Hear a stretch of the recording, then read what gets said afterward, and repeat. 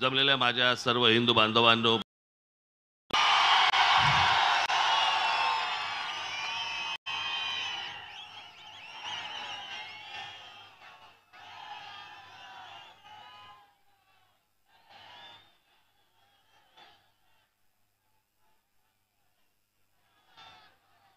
आज विधानसभेच्या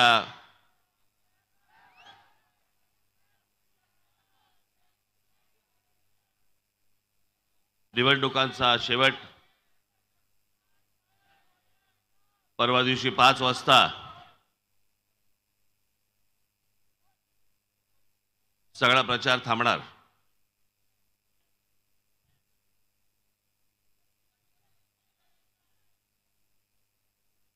जेव्हापासून आचारसंहिता लागली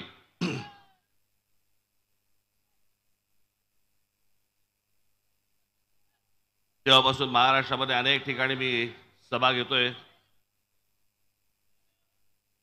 महाराष्ट्राशी बोलतोय,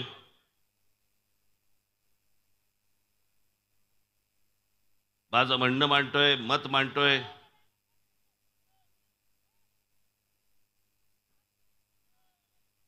आणि माझी बहुतेक भाषणं मला असं वाटतं की तुम्ही टेलिव्हिजनवरती नाही तर युट्यूबवरती नाही तर मोबाईलवरती कुठेतरी सगळीकडे पाहिली असतील।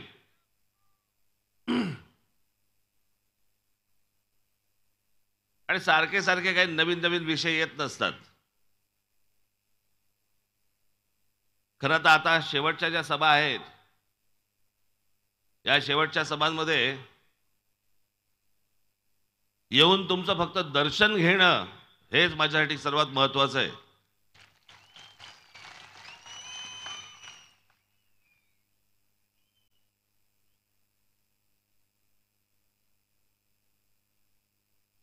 असे कमी मतदारसंघ आहेत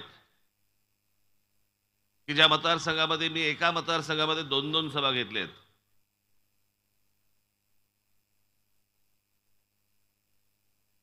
त्यातला हा एक मतदारसंघ आहे आमच्या दिनकर रावांचा।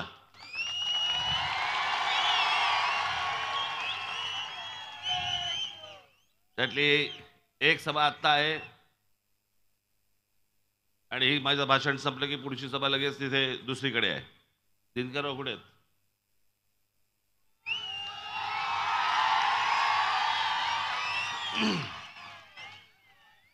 मी आत्ता दिनकररावांना सांगितलं, म्हटलं तुम्ही पुढच्या सभेला जा आणि तिकडे भाषणं सुरू करा, म्हणून मी तुमची परवानगी मागतोय की त्यांना पुढे जाण्यासाठी आपण सर्वांनी परवानगी द्यावी। धन्यवाद। तुमचं बोलणं झालंय ना?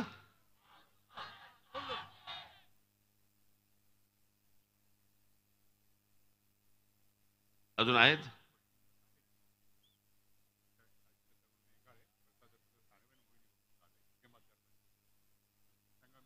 नाशिक देवळाली मोहिनी जाधव, नाशिक पूर्व प्रसाद सानप आणि नाशिक इगतपुरी त्र्यंबकेश्वर काशीनाथ बेंगाळ। तुमची भाषणं झाली आहेत? तुम्ही तिघे आता पुढच्या सभेला जा, मी येतो। तिथेही लोक थांबली असतील ना? महाराष्ट्राचे अनेक विषय असे आहेत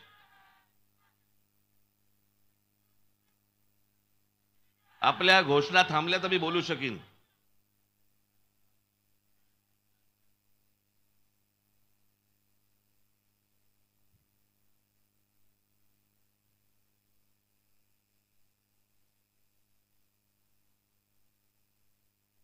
मला फक्त आपल्याला कल्पना द्यायची आहे, जाणीव करून द्यायची आहे आणि आपण कुठेही गाफील न राहता न विसरता गेल्या 5 वर्षामध्ये जे महाराष्ट्राचं राजकारण झालं हे 20 तारखेला मतदान होईपर्यंत विसरू नका। ज्या प्रकारचं गलिच्छ राजकारण या महाराष्ट्राने गेल्या 5 वर्षामध्ये पाहिलं, हे भारताच्या इतिहासामध्ये कोणत्याही राज्यामध्ये आजपर्यंत कधीही कोणी पाहिलं नाही। इतकं गलिच्छ राजकारण महाराष्ट्राने पाहिलं।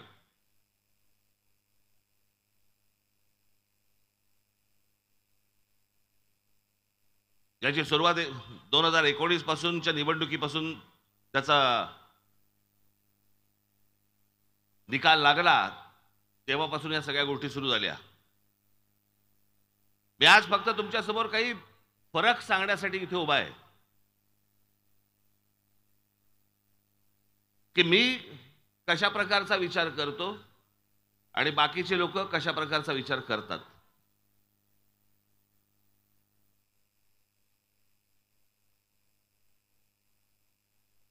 2019चा निकाल लागल्यानंतर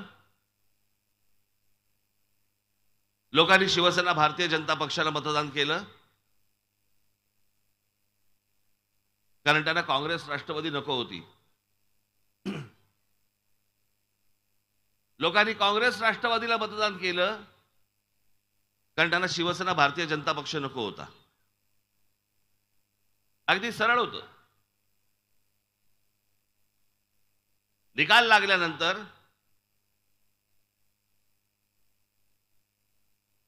तुम्हाला कोणालाही न सांगता, तुमचा कोणालाही विश्वासात न घेता, आधी कोणत्याही गोष्टी न बोलता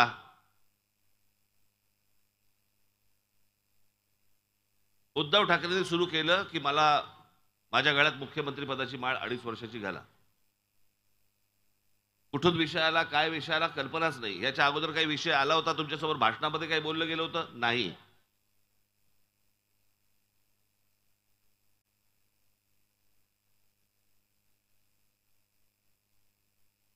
पण ज्यावेळेला त्यांच्या लक्षात आलं की माझ्याशिवाय सत्ता बसू शकत नाही भाजपची, त्यावेळेला पिळायला सुरुवात झाली. ज्यामध्ये महाराष्ट्राचं हित असतं तरी मी समजू शकलो असतो. पण करायचं काय होतं? फक्त माझ्या गळ्यात मुख्यमंत्री पदाची माळ घाला. फक्त स्वार्थाचा विचार.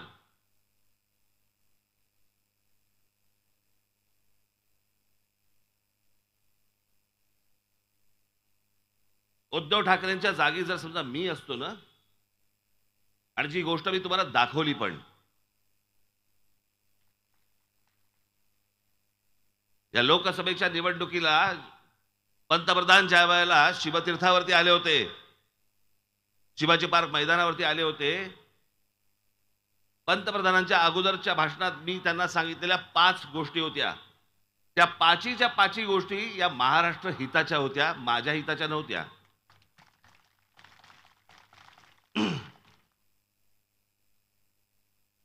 मी त्याला पंतप्रधानांना सांगितलं होतं की गेले अनेक वर्ष आमचा जो एक प्रश्न प्रलंबित राहिलेला आहे या महाराष्ट्राच्या अस्मितेचा, आमच्या भाषेच्या अस्मितेचा, आणि तो म्हणजे आमच्या मराठी भाषेला आपण अभिजात भाषेचा दर्जा द्यावा, एवढी माझी आपल्याला विनंती आहे. आणि मी आज परत एकदा पंतप्रधानांचे आभार मानतो की आमच्या मराठी भाषेला अभिजात भाषेचा दर्जा त्यांनी मिळवून दिला. इतकी जुनी भाषा आमची. मला तर कधी कधी खोटं नाही सांगत, माझा कधी कधी ऊर भरून येतं. काहीतरी विचार करून बघा की अरे, छत्रपती शिवाजी महाराज आमची जी भाषा बोलायची घरात किंवा बाहेर, ती भाषा मी बोलतो. आमचे ज्ञानेश्वर माऊली जी भाषा बोलायचे ती भाषा मी बोलतो. आमचे संत तुकाराम महाराज जी भाषा बोलायची ती मराठी भाषा मी बोलतो. या महाराष्ट्रात माझा जन्म झाला. डॉक्टर बाबासाहेब आंबेडकर जी भाषा बोलायचे त्या मराठी भाषेमध्ये मी बोलतो. आमचे ज्योतिराव फुले जी मराठी भाषा बोलायचे त्या भाषेमध्ये मी बोलतो. मी मराठी आहे. अहो, याचा आपल्याला अभिमान असला पाहिजे.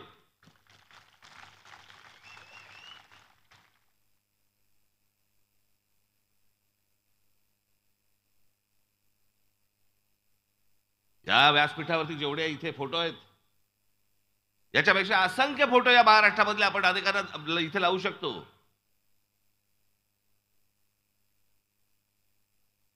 आणि ही जी आपल्याकडे श्रीमंती आहे ना, ही श्रीमंती देशाच्या कोणत्याही राज्याकडे नाहीये. ती श्रीमंती फक्त आपल्याकडे आहे.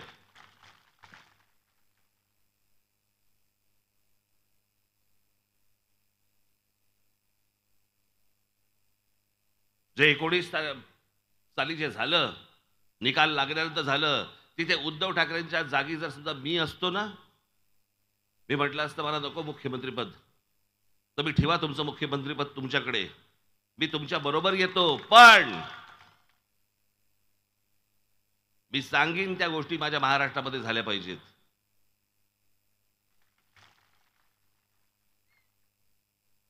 त्यातले अनेक विषय असतील. मी आज आपला जाहीरनामा मी आपला प्रसिद्ध कालच केलेला आहे, त्याच्यामध्ये अनेक विषय आहेतच. त्या अनेक विषयांपैकी मी एक विषय सांगितला असता की खड्डे न पडणारा, कोणतेही अडथळे न येणारा असा मुंबई नाशिक जो रस्ता आहे हा मला पहिल्यांदा तुम्ही करून द्या.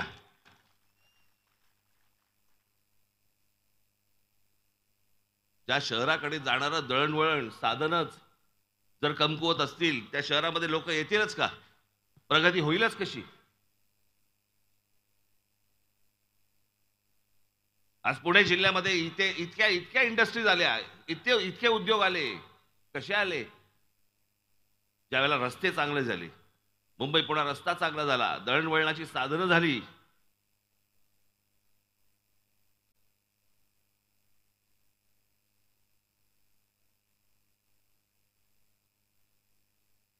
या नाशिक पश्चिमच्या मतदारसंघाला खरं तर नाशिकची औद्योगिक नगरी म्हणतात याला. या मतदारसंघाला इतके उद्योग आहेत, त्यातले अनेकशे 500 जवळपास बंद झाले. अनेक लोक बेरोजगार झाले.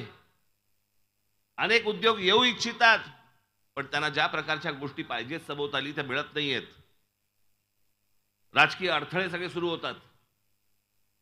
तुमच्यापैकी अनेक अनेक जे तरुण आहे इथे माझ्यासमोर बसलेले आहेत, तरुणी आहेत, अनेकांना माहिती पण नसेल. ही गोष्ट आहे साधारणपणे 97-98 सालची. महिंद्रा कंपनी इकडे होती, पण महिंद्रा कंपनीचं एक्सपान्शन, त्यांना तो उद्योग वाढवायचा होता, त्याच्यासाठी म्हणून त्यांना, तुम्हाला आठवत असेल, स्कॉर्पिओ नावाची गाडी तरी काढली. आणि सगळ्या गोष्टींना कंटाळले होते आनंद महिंद्रा. ज्याला सरकारी हस्तक्षेप, सरकारी त्रास, सरकारी अडचणी ज्याला म्हणतो आपण, कंटाळले. माझे मित्र आहेत ते. आणि एके दिवशी माझ्या कानावरती आलं की आनंद महिंद्रा ही इंडस्ट्री घेऊन चेन्नईला चालले. ते म्हणाले की मला नाही उद्योग, मला इन्व्हेस्टमेंट नाही करायची, नाशिकमध्ये मला नाही यायचं, मला तिथे चेन्नईमध्ये तामिळनाडूमध्ये मला चांगल्या सुखसोयी मिळत आहेत, तिथे मी तामिळनाडूमध्ये जातो. मला कळल्यावरती मी आनंद महिंद्राला भेटलो. त्याच्यामध्ये काही इथले नाशिकमधले पण लोक होते. मी आनंद महिंद्राला भेटल्यावरती मी त्यांची अडचण समजून घेतली. म्हटलं काय प्रॉब्लेम आहे तुमचा? कारण मला एक गोष्ट माहिती होती की ज्या वेळेला आनंद महिंद्रा इथे येतील, काय रे काय झालं रे तिथे,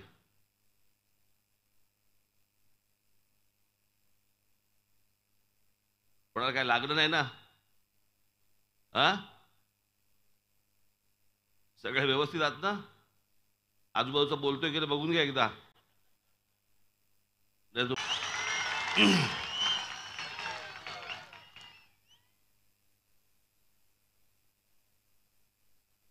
मी काय नाशिकचा नागरिक होतो का?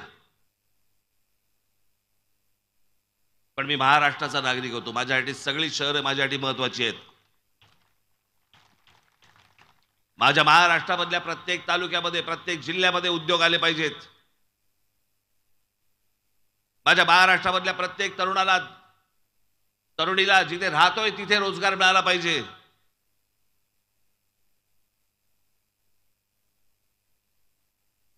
या गोष्टींचा विचार करायचा आहे की हे ह्यांचं जे राजकारण सुरू आहे आता, विचार करून बघा तुम्ही. महाराष्ट्रामध्ये ज्या प्रकारचं राजकारण खेळलं गेलं, तुमचा विचारच नाही. तुम्ही मतदार म्हणून तुमचा विचारच नाही. तुम्ही मतदान करून मोकळे झालात ना, गेट आउट. आता आम्ही आमचं काय ते बघणार.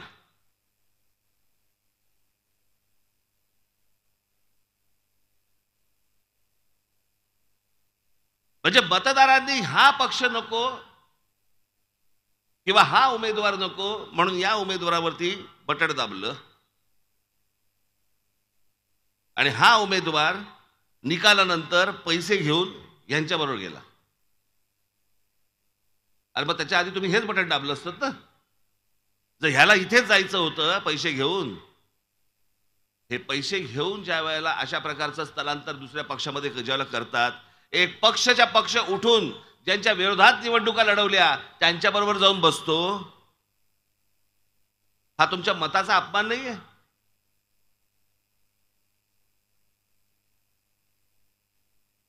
कोणते विचार चालू त्यांच्या मनामध्ये? कोणतेच विचार येत नाहीत.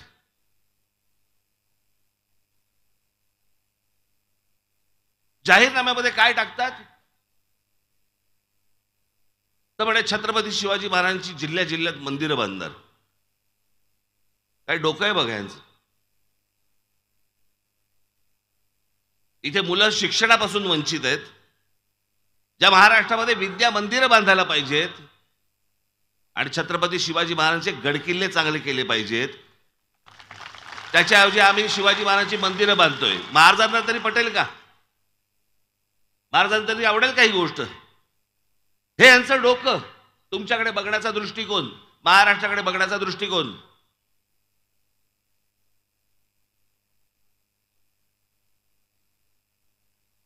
या उलट आपण ज्या गोष्टी सांगतो आहोत, आता जसं मुंबईमध्ये डॉक्टर बाबासाहेब आंबेडकरांचं स्मारक उभं राहिलं, मी तेव्हा पण सांगत होतो, 2014 साली पण तेच सांगत होतो, माझं आजही सांगणं तेच आहे. आता ते स्मारक झालं, पण जर या महाराष्ट्राची सत्ता माझ्या हातामध्ये जर आली, डॉक्टर बाबासाहेब आंबेडकरांच्या नावाने मी जगातलं सगळ्यात मोठं वाचनालय हे महाराष्ट्रामध्ये काढेन. जगभरामधनं लोक ज्ञानासाठी म्हणे तिकडे आले पाहिजेत, वाचनासाठी तिकडे आले पाहिजेत, ज्ञान मिळवायला आले पाहिजेत. ही खऱ्या अर्थाने आमच्या डॉक्टर बाबासाहेब आंबेडकरांना श्रद्धांजली असेल.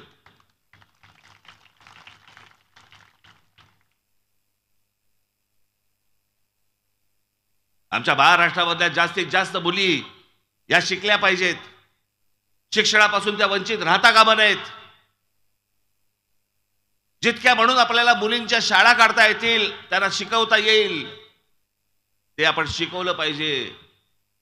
ते जर शिकवलं तरच आमच्या ज्योतिबा फुलेंना आपण श्रद्धांजली वाहू शकतो. नाही तर कशासाठी यांच्या फोटो लावायचे हो?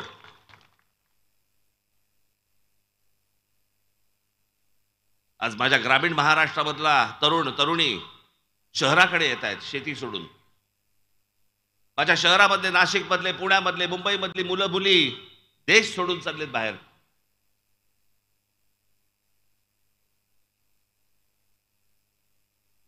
हे काही चांगलं वातावरण नाहीये.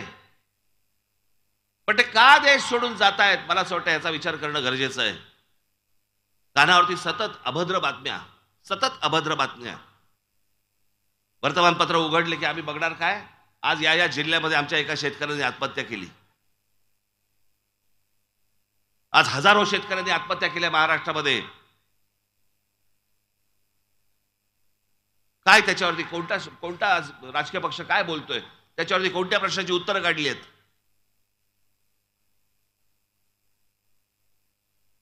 काही किंमत, माणसाची नावाची काही किंमतच नाही. कोण शेतकरी आत्महत्या करतायत? कितवा गेला? इतका गेला. बरं ठीक आहे, आज इतका गेला.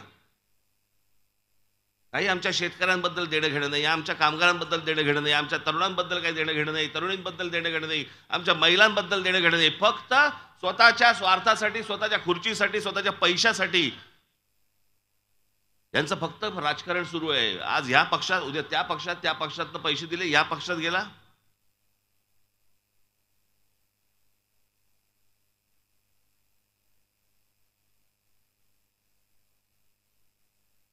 हे सगळं राजकारण, ह्या निवडणुका. बस रे खाली बस. काय स्टॅच्यू ऑफ लिबर्टी आहेस काय? बस खाली ठेवते, आता नंतर करते उद्योग.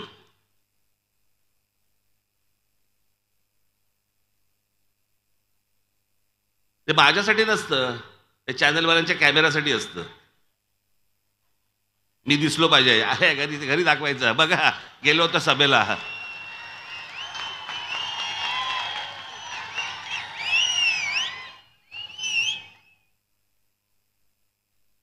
साधी गोष्ट, तर एवढा लांबून काय वाचू शकतो का मी?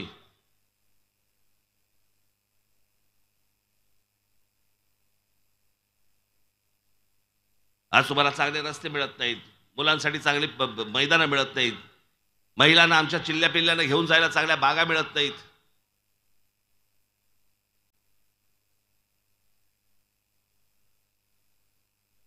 रस्त्याने गाडी चालवायला ट्रॅफिक जाम, फुटपाथने काही नाही, सगळे फेरीवाले बसले आहेत. बाकी या सगळ्या तुमचे ज्या व्यथा आहेत ना, या ज्या सगळ्या तुमचे जे त्रास आहेत ना, या त्रासाकडे तुमचं लक्ष जाऊ नये याच्यासाठी म्हणून या राजकारण्यांनी एक उपाय शोधला आहे. मी काय बोलतोय हे गांभीर्याने नीट विचार करा, घरी गेल्यानंतर पण विचार करा या गोष्टींचा. हे जी शहरं सगळी बकाल झालेली आहेत ना, ज्याच्यात तुम्हाला चालताना त्रास होतो, राहताना त्रास होतो, पाण्याचे प्रश्न, विजेचे प्रश्न, सगळ्याच गोष्टींचे जे प्रश्न आहेत, जे प्रश्नांची उत्तरं सापडत नाहीत आणि ते प्रश्न सोडवले जात नाहीत, पण त्या गोष्टींकडे तुमचं लक्षच जाऊ नये. या सगळ्या राजकारण्यांनी व्यवस्थित सोय करून ठेवली आहे ती. आणि आमच्याकडच्या महाराष्ट्रामधले अनेक लोक त्या सगळ्या गोष्टींना ती जी भुरळ घातलेली आहे त्याला बळी पडतायत.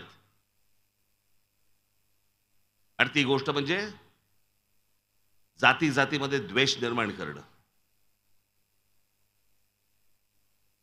महाराष्ट्रामध्ये आजपर्यंत काही जाती पाहिल्या नव्हत्या काय? प्रत्येकाला आपापली जात प्रिय असते, प्रत्येकाला आपापल्या जातीवरती प्रेम असेल.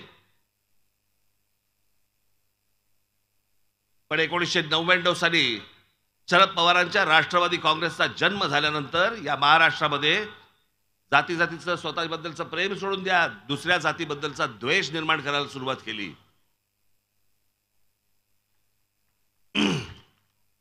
तू कोण आहे मराठा, तू कोण आहे ब्राह्मण, तू कोण आहे माळी.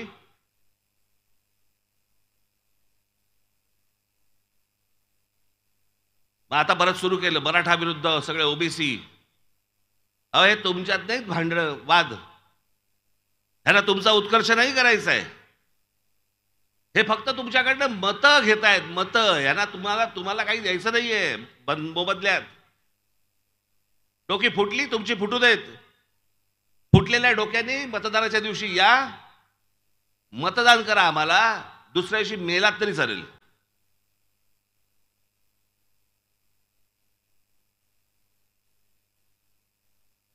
हा जो सगळा संघर्ष सुरू केलाय ना या लोकांनी, इतका घाणेरडा, ह्यांचा जे ह्याचे तर स्वार्थ निघतील, पण ही जखम लवकर बरी होणार नाही. माझी तुम्हाला सगळ्यांना हात जोडून विनंती आहे, तुम्ही एक महाराष्ट्र म्हणून एक राहायला पाहिजेत. या लोकांच्या नादी लागू नका. माझ्यासाठी जशी माळी ही जात जशी प्रिय आहे, तशी मराठा माझ्यासाठी प्रिय आहे, तशीच ब्राह्मण प्रिय आहे, तशीच माझी आगरी प्रिय आहे, माझी सगळ्या जाती माझ्यासाठी प्रिय आहेत. एकमेकांमध्ये मतभेद निर्माण करणं आणि द्वेष निर्माण करणं माझ्या मनात पण कधी येत नाही. ह्या लोकांच्या येतं कसं मनात? आणि ह्याच राष्ट्रवादी काँग्रेसच्या जन्मानंतर ह्या सगळ्या गोष्टी सुरू केल्या. होय, मी तुम्हाला थेट सांगतोय, राष्ट्रवादी काँग्रेसच्या जन्मानंतर शरद पवारांनी या महाराष्ट्रात हे राजकारण करायला सुरुवात केली. तोपर्यंत आमच्या मनात पण कधी येत नव्हतं. आणि मग आमचे महापुरुष वाटायला सुरुवात केली. आमचे छत्रपती शिवाजी महाराज मराठ्यांचे, डॉक्टर बाबासाहेब आंबेडकर आमचे दलितांचे, ज्योतिराव फुले आमचे माळ्यांचे, लोकमान्य टिळक आमचे ब्राह्मणांचे. तो राज्य हा माझा जन्मसिद्ध हक्क आहे आणि तो मी मिळवीनच, ही घोषणा काय त्यांनी ब्राह्मणांसाठी केली होती काय? या देशाच्या स्वातंत्र्यासाठी केली होती ना. माझ्या महाराष्ट्रामधल्या मुली शिकल्या पाहिजेत, त्या कोणत्या का जातीच्या असेना, पण त्या माझ्या मुली शिकून मोठ्या झाल्या पाहिजेत. हा विचार ज्या आमच्या ज्योतिराव फुलेंच्या मनामध्ये आला, तो काय माळ्यांसाठी आला होता काय?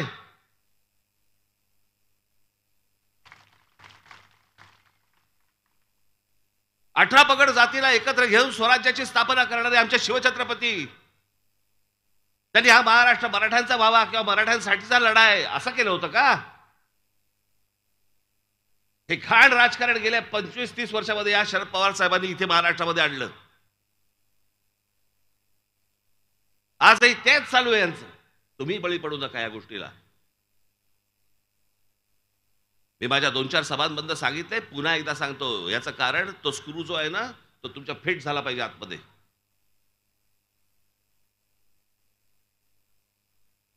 मी तुम्हाला मुद्दामून जात सांगणार नाहीये, पण मराठवाड्यामधली गोष्ट तुम्हाला सांगतोय. ज्या प्रकारची गोष्ट मराठवाड्यामध्ये सुरू आहे, अत्यंत दुर्दैवी, अत्यंत दुर्दैवी. एका समाजामधली एक व्यक्तीचं निधन झालं, त्या घरामध्ये फक्त 3 माणसं होती. त्या व्यक्तीला तिरडीवरून उचलून न्यायला चौथा खानदान होता. बाहेरची लोकं होती ती वेगळ्या समाजाची होती. एरवी इतकी वर्ष खेळीमेळीने राहणारी सर्व लोकं तिथे तिरडीला खांदा द्यायला तयार नव्हती. कारण ज्याच्या घरातला जो गेलाय तो वेगळ्या समाजातला आहे, आम्ही वेगळ्या समाजातले आहोत, आम्ही वेगळ्या जातीचे आहोत. मग 6 तास ते थांबले, त्यांचे नातेवाईक आले आणि नातेवाईक आल्यानंतर मग तो चौथा खांदा मिळाला. मग ती तिरडी उठली आणि मग स्मशानामध्ये गेले. हा महाराष्ट्र आपल्याला पाहिजे? ही घाण आपल्याला पाहिजे महाराष्ट्रामध्ये?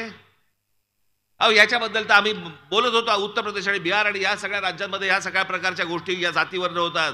महाराष्ट्राचा उत्तर प्रदेश बिहार करायचा आम्हाला?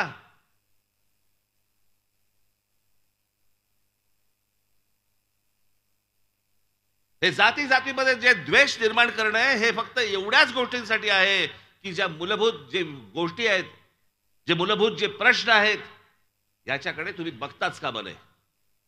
बेरोजगार हा बेरोजगारच राहिला पाहिजे. शेतकरी आत्महत्या करतात, अजून केल्याच पाहिजेत. महिलांना सुरक्षा मिळत नसेल, मिळालीच नाही पाहिजे. लहान मुलींवरती आमच्याकडे महाराष्ट्रामध्ये बलात्कार होत असतील, होऊ देत. शिक्षण मिळत नसेल, मिळू न देत. आमच्याकडे हॉस्पिटलमध्ये खाटा मिळत नसतील, नको मिळू देत. रस्त्यावर चालता येत नसेल, नको मिळू देत. फुटपाथ मिळत नसतील, नको मिळू देत. मुलं बाहेर परदेशामध्ये निघून जातात, देश सोडून जाऊ देत. आमच्याकडे विजेचे दर वाढतायत, वाढू देत. महागाई वाढते, वाढू देत. सगळ्या गोष्टी होऊ देत. पण या गोष्टींकडे तुमचं लक्ष जाता कामा नये. तुम्ही कशात गुंतले पाहिजेत? तुम्ही जाती जातीमध्ये गुंतले पाहिजे. तुम्ही जाती जातीमध्ये भांडणामाऱ्या केल्या पाहिजे, डोकी फोडली पाहिजे एकमेकांची. हे काय राजकारण चाललंय ना बाबांनो, माझी विनंती आपल्याला हे ओळखा एकदा. हे समजून घ्या. आणि ह्याच्यासाठी काही माणसं उभी केली जातात आणि हे सगळे द्वेष पसरवले जातात. याचं कारण तुमच्या मूळ विषयाकडे तुमचं लक्ष जाऊ नये म्हणून. अनेक विषय आहेत त्याच्याकडे तुमचं लक्ष जाऊ नये म्हणून तुमच्याकडे एक तो तुमचा एक अवयव आलेलाच आहे, मोबाईल नावाचा. आणि मग त्याच्यावरती पण काय काय गोष्टी सतत टाकत राहायच्या. हे जे मी प्रश्न आता तुमच्याशी बोललो, हे 5 वर्ष संपूर्ण नाशिक माझ्या हातामध्ये होतं. महानगरपालिका हातामध्ये होती.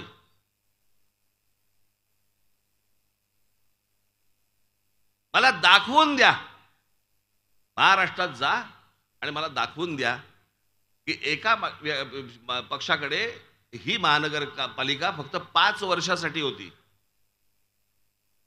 गंगापूर धरणामधनं येणाऱ्या पाण्यामधनं ज्या प्रकारे नाशिकची लोकसंख्या वाढते, गंगापूर धरणामधनं येणाऱ्या पाण्यातनं याच्या पुढे तुम्हाला पाणी कमीच पडणार होतं. इथे आपलं सरकार असताना, महानगरपालिका आपल्या हातामध्ये असताना आपण इकडच्या जवळच्या धरणामधनं पाईपलाईन टाकली आणि तुमचा नाशिककरांचा मी पुढच्या 50-60 वर्षाचा पाण्याचा प्रश्न करून टाकला. तुम्हाला कधी येणार पण नाही अडचण. तुम्हाला पाण्याची अडचण येणारच नाही पुढची 50-60 वर्ष. काम करणं ना याला म्हणतात. ज्या प्रकारचे नाशिकमध्ये आम्ही त्यावेळेला रस्ते केले, हे इथे बोटॅनिकल गार्डन रतन टाटानं आणलं होतं मी. त्यांच्या पैशामधनं हे बोटॅनिकल गार्डन उभं केलं. कोणासाठी केलं? इथे माझ्या माता भगिनी बसल्यात, पुढे मागे आहे सगळीकडे. तुम्ही बसलेला कामावरनं आल्यानंतर जायचं कुठे? मी माझ्या लहान मुलांना कच्च्या बच्चाला घेऊन जायचं कुठे? अशा जागा नकोत का शहरामध्ये? त्याच्यासाठी मी ह्या जागा केल्या. रतन टाटा व्यक्ती होऊन गेली. असे अनेक उद्योगपती आहेत ज्यांचा एक CSR फंड असतो, फंड की त्यांनी सामाजिक गोष्टींवरती ते खर्च केले पाहिजेत. हे कोणी राजकारणी त्यांच्याकडे जात नाहीत. कारण CSR मधनं जर समजा तुम्ही फंड मागितला तर ती कंपनी ते काम करते, त्यात तुम्हाला पैसे खाता येत नाहीत. त्याच्यामुळे या उद्योगपतींकडे कोणी जातच नाही. मी रतन टाटानं इथे आणलं, नाशिकमध्ये आणलं. रतन टाटा माझं पुढचं काम करण्यासाठी मुंबईमधला एक दादरचा आपला चौपाटी ते करायला तयार झाले. जवळपास 14-15 कोटी रुपये त्यांनी या बोटॅनिकल गार्डनवरती घातले. इतके राजकारणी होऊन गेले, इतक्या राजकारण्यांचे इतक्या उद्योगपतींशी संबंध आहेत. शरद पवारांचे तर फक्त त्यांच्याशीच आहेत.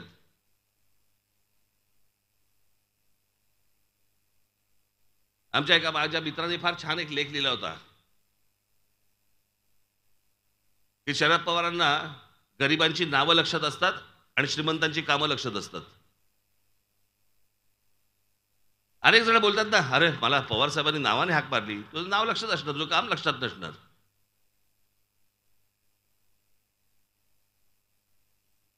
अनेक गोष्टी आम्ही नाशिकमध्ये केल्या, 5 वर्षाच्या आत केल्या. 5 वर्षाच्या आत हे तुमच्याकडचे कारंजे असतील, इकडचा तुमचा ट्रॅफिक पार्क असेल, पुढची 5 वर्ष मिळाली असती, अजून प्रचंड गोष्टी झाल्या असत्या, ज्या आजपर्यंत महाराष्ट्रामधल्या कुठच्याही शहरामध्ये झालेल्या नाहीत. अशा गोष्टी त्याच्या पुढेही अजून झाल्या असत्या. याला शहरासाठी काम करणं म्हणतात, ह्याला लोकांसाठी काम करणं म्हणतात. याला शब्द जो दिलाय ना आपण, तो पूर्ण करणं म्हणतात. आगी लावत नव्हतो बसलो मी.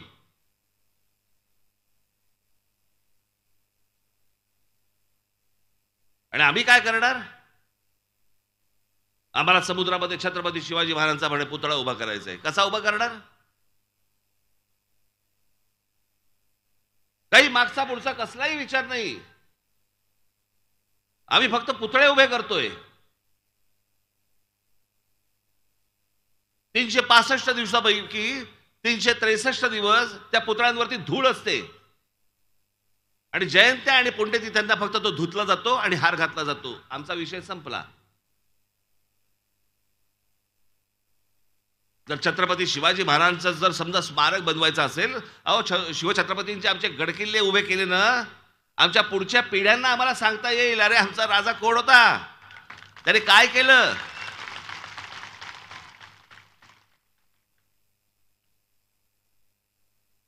या देशाला विचार दिला त्या माणसाने. स्वराज्य, स्वतःचं राज्य. आजपर्यंत सगळ्या बाहेरच्या लोकांनी या हिंद प्रांतावरती राज्य केलं, पण या हिंद प्रांतामध्ये एक माणूस उठला आणि ज्याने एक आवाज दिला, स्वराज्य.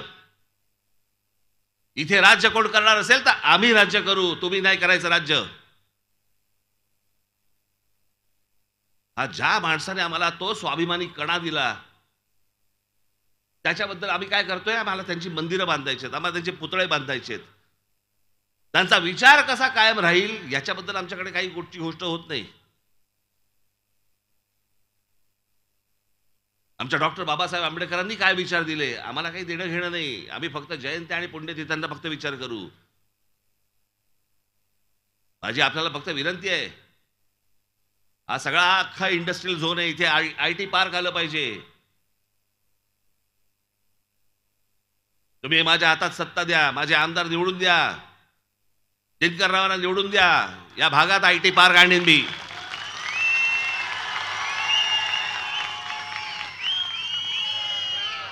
आणि हे मी तुम्हाला जे सांगतोय ना, तो माझा आवडीचा विषय म्हणून करतो मी. माझ्या गळ्यामध्ये मुख्यमंत्री पदाची माळ घाला, मला कुठेतरी खुर्ची द्या, मला कुठच्याही पदावरती बसवा, कुठच्याही सत्ता पद द्या. मी ह्याच्यासाठी हापापलेला माणूस नाहीये. मला देणं घेणंही नाही त्या गोष्टींची.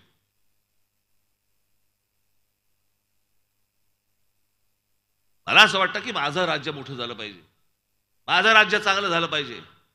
माझे बांधव, माझ्या भगिनी, त्या चिल्ले पिल्ले सगळेजण, त्यांना घरातनं बाहेर पडल्यावरती एक समाधान वाटलं पाहिजे की अरे मी नाशिकमध्ये राहतोय, माझ्या उत्तम शहरामध्ये राहतोय. मी कालच सांगितलं ना, आमच्या देशात शोध पण लागत नाहीत. कसे लागतील? सतत गोंगाट. आमचे मूलभूत प्रश्नच आमचे सुटलेले नाहीत अजून. जिथे मूलभूत प्रश्न सुटलेले असतात ना, अन्न वस्त्र निवाऱ्याचे प्रश्न सुटलेले असतात ना, तिथे शोध लागतात. आमच्याकडचा Guinness book of world record मधला माणूस कोण? ज्याची सर्वाधिक नखं वाढली आहेत. दुसरा माणूस कोण? ज्याच्या मिशा वाढल्या आहेत. लहानपणापासून नाही कापले तर वाढतातच, त्याला अक्कल नाही लागत. हे आमच्या गिनीज बुकातली माणसं. आणि त्याच गिनीज बुकच्या पुस्तकामध्ये जाऊन बघा जरा कशा प्रकारचे शोध लावले जगभरामध्ये. आमच्या देशात काय नाही लागत? आमच्या तरुणांमध्ये काय कमी आहे? आमच्या तरुणींमध्ये काय कमतरता आहे? पण त्या प्रकारची शांतता, त्या प्रकारचे त्यांचे जे रोजचे जे प्रश्न आहेत ते मिटून पुढे गेल्यावरती शोध लागतात अनेक गोष्टींचे. असा महाराष्ट्र महाराष्ट्राचं स्वप्न मी पाहतोय. ते स्वप्न पूर्ण करण्यासाठी म्हणून मला तुमची साथ हवी आहे. त्याच्यासाठी म्हणून मी आज ही भाषण देतो आणि तुमच्या समोर येतोय. आणि म्हणून हे गेले इतकी वर्ष ते काय मध्ये ओरडत आहेत? ते मध्येच ओरडत आहेत. काय राजसाहेब आगे बढो. पडतो आता पडीन. मी उलटा फिरलो गाडीकडे जाताना एकदा परत घोषणा द्या म्हणजे मी व्यवस्थित जाईन. बसा बसा शांत बसा आपण. म्हणून येत्या 20 तारखेला आपण गेल्या 5 वर्षामध्ये ज्या घटना घडल्या, गोष्टी घडल्या, जे तुम्हाला फसवलं गेलं, जो तुमच्या मताचा अपमान झाला, त्याचा बदला तुम्हाला या महाराष्ट्राला येत्या 20 तारखेला घ्यावा लागेल. जर 30-30 माणसं ज्यांनी तुमच्या मतांचा अपमान केला, ज्यांनी तुमच्या मतांशी प्रतारणा केली, ज्यांनी तुम्हाला गृहीत धरलं, ज्यांनी तुमचा विचारच नाही केला, अशीच लोक जर समजा महाराष्ट्रात परत परत निवडून येत गेली, त्या महाराष्ट्राचं वाटोळं झालंच म्हणून तुम्ही समजा. कारण ज्यांनी हे असं केलं त्यांचा जर समज झाला की आपल्याला परत मतदान झालंय, आपल्याला परत निवडून दिलंय, म्हणजे आपण जे केलंय महाराष्ट्राबरोबर ते योग्य केलंय असा त्यांचा समज होईल. ज्यांनी ज्यांनी ह्या गोष्टी केलेल्या आहेत त्या सर्व लोकांना महाराष्ट्राने दूर ठेवलं पाहिजे. काय हे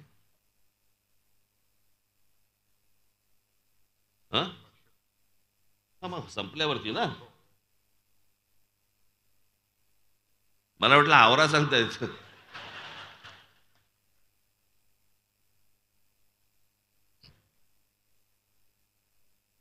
पक्ष प्रवेश आहेत असो.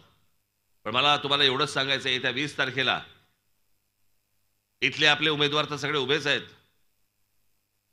पण माझी महाराष्ट्रातल्या जनतेला काय झालंय, 14-15 दिवस मिळाले प्रचाराला आणि इतक्या मतदारसंघामध्ये जाणं शक्यच नाही, अशक्य. आणि म्हणून मी महाराष्ट्राची दिलगिरी व्यक्त करतो की अनेक मतदारसंघामध्ये मला येता नाही आलं. कालच्या पण मी सभेला गेलो होतो. मी भिवंडी ग्रामीणच्या आणि आमच्या कल्याण पश्चिमच्या तिकडे जरा थोडंसं मला तब्येत बरी नव्हती. नंतर मग मी गोळी बिळी घेतली, जरा नॉर्मलला आलो, सगळं झालं. सकाळपासून संध्याकाळपर्यंत पकपाक पकपाक पप्पा या निवडणुका मी तुम्हाला सांगतो ना, इतक्या कंटाळवाड्या असतात. काहीतरी भाषण करायला मजा येते हो. हे सकाळी उठायचं आपलं तेच बोलायचं, दुपारी उठायचं तेच बोलायचं, संध्याकाळी उठायचं तेच बोलायचं असो. पण ह्या सगळ्या गोष्टी करत असताना मी अनेक ठिकाणी मला महाराष्ट्रामधल्या अनेक मतदारसंघामध्ये येता नाही आलं. मी महाराष्ट्रातल्या त्या मतदारसंघामधल्या सर्व माझ्या माता भगिनींची, बांधवांची मी दिलगिरी व्यक्त करतो. आपण हे सगळं जे जे उमेदवार माझे उभे आहेत त्यांना आपण निवडून द्या. आपल्याला भेटण्यासाठी मी प्रत्येक मतदारसंघात येईन, हे माझं महाराष्ट्राला वचन आहे, माझा शब्द आहे. पण येत्या 20 तारखेला आपण कुठेही बेसावध न राहता गांभीर्याने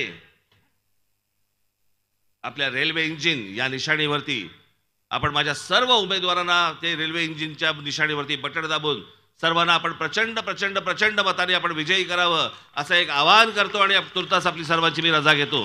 धन्यवाद. जय हिंद, जय महाराष्ट्र.